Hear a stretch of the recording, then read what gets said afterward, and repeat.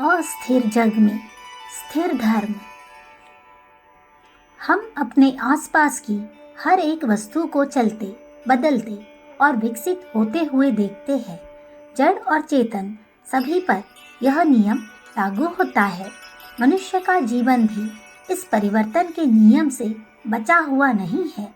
नन्हा सा बालक क्रमशः शैशव, किशोरावस्था, यौवन और वृद्धावस्था को पार करता है और कुछ दिन बाद फिर वहीं लौट जाता है जहां से वह आया था। इस अस्थिर दुनिया में कोई वस्तु स्थिर नहीं है। जो आज है उसे कल किसी न किसी रूप में परिवर्तित होना ही पड़ेगा।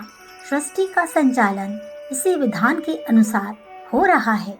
यदि वस्तुएं स्थिर और अचल, अजर, अमर हो जाए तो आगे का नव निर्माण कार्य भी बंद हो जाएगा।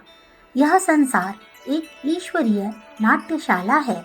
इस रंगमंच का सौंदर्य, आकर्षण और समारोह नटों के परिवर्तन और क्रिया कौशल पर निर्भर है। यदि नट लोग जहाँ के तहाँ एक स्थान पर ज्यों के त्यों मूर्तिवत बिना हिले जुले खड़े रहे तो भला उस नाटक में क्या सुंदरता रहेगी। यदि सूर्य, तारे, नक्षत्र, पृथ्वी, बादल आदि एक स्थान पर ही खड़े रहे, यदि पेड़ पौधे, जीव जंतु, मनुष्य सदा एक ही अवस्था में रहे, यदि एक ही ऋतु, एक ही समय सदा बना रहे तो जरा कल्पना तो कीजिए, संसार कैसा अजीब, नीरस और कुरूप हो जाएगा। संसार की गतिशीलता अनिवार्य है। इसकी हर वस्तु को चलना और बदलना आवश्यक है। इस नियम में कोई परिवर्तन नहीं हो सकता।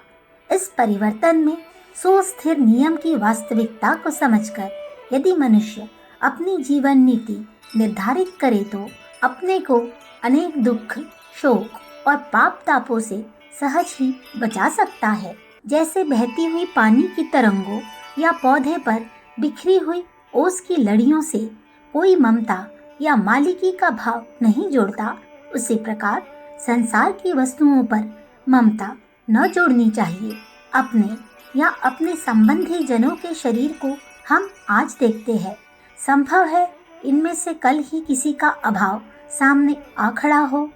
जिन धन संपत्ति या परिस्थिति में आज हम प्रसन्नता का अनुभव करते हैं, संभव है कल ही उसका कोई रूप बदल जाए और अरुचिकर एवं अप्रिय परिस्थितियों का सामना करना पड़े।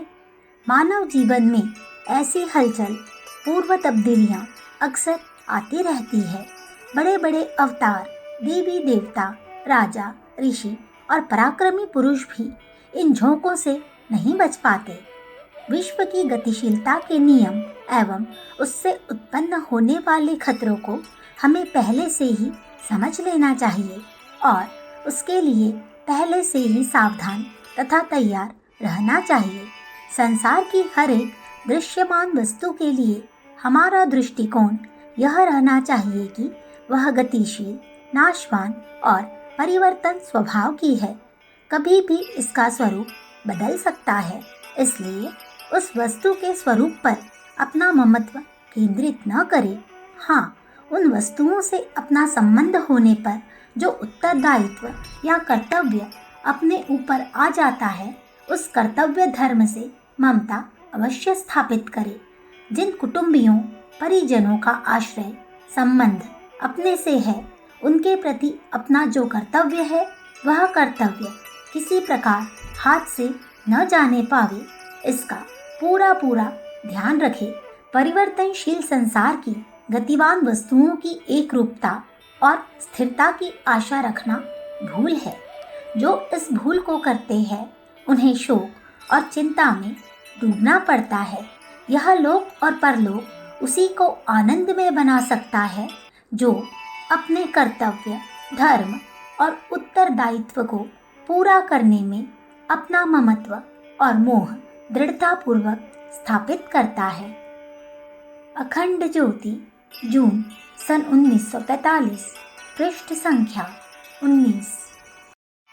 हमारे YouTube चैनल विचार क्रांति दूत अखंड ज्योति पत्रिका को सब्सक्राइब करें एवं अगली वीडियोस प्राप्त करने के लिए बेल आइकन दबाएं। धन्यवाद।